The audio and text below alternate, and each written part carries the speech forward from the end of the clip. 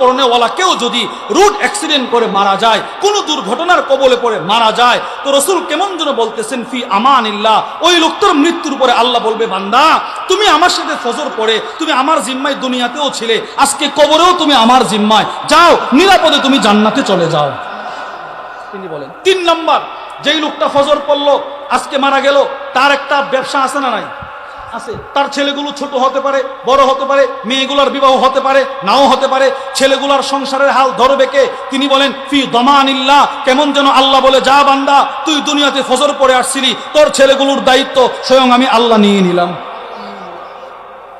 এবার বলেন ফজরে কি নাই? বলেন, আমি যদি মারা যাই, আমার ভাই তো আমার ব্যবসা ওইরকম দেখবে না, আমার ভাই তো আমার ছেলেগুলাকে ওইভাবে দেখবে না, আমার বোন তো আমার ছেলে মেয়েগুলাকে ওইভাবে দেখবে না, রব যদি আমার ছেলে মেয়ের জিম্মাদারি নিয়ে নেয় তো আমার আর কি করার আছে? 3 নাম্বার,